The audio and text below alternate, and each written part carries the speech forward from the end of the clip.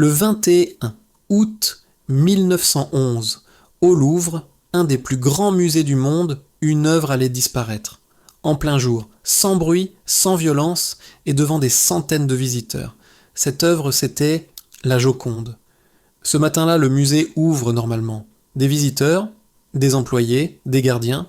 Personne ne remarque que quelque chose manque au mur. Et pourtant, la peinture la plus célèbre du monde vient d'être volée. Comment est-ce possible ? Comment une simple peinture protégée, surveillée, a pu disparaître sans que personne ne l'arrête ? Ce n'est que plusieurs heures plus tard qu'un peintre réalise que le cadre est vide. Il pense d'abord qu'on a déplacé l'œuvre pour la nettoyer. Mais après vérification, panique. La Joconde est introuvable. Les portes du Louvre sont fermées. La police fouille chaque pièce, chaque couloir, chaque camion. Rien. La Joconde a disparu comme un fantôme. Pendant des jours, la France entière devient folle. Les journaux parlent du plus grand vol de l'histoire.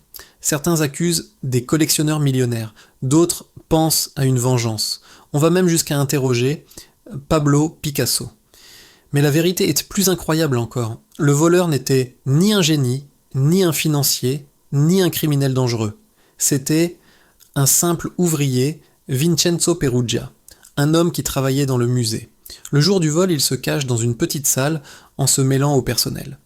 Le lendemain matin, habillé comme un employé, il décroche la Joconde, la cache sous son manteau et sort par la porte, tranquillement. Pas d'alarme, pas de caméra, pas de lutte. Le plus grand vol du siècle s'est fait comme si de rien n'était.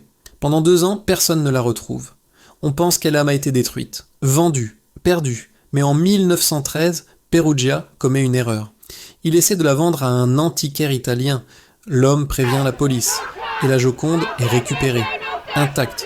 Aujourd'hui, derrière une vitre blindée, protégée par alarme et caméras, la Joconde attire des millions de visiteurs.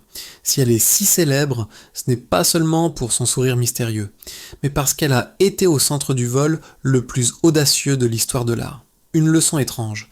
Parfois, le plus grand crime est aussi le plus simple.